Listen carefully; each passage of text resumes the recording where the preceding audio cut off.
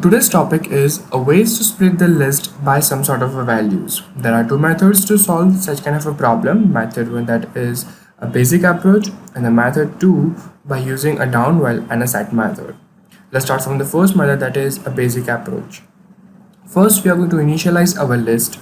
After that, we are going to split the list. We are going to split the list by using an index method over here. That is a list with dot index and the index from which you want to split.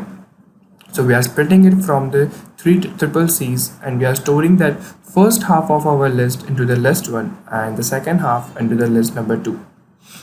And after that, we are having an output. As you can see to here, our first list is triple A and the triple B, and the second list is triple D and to the triple E.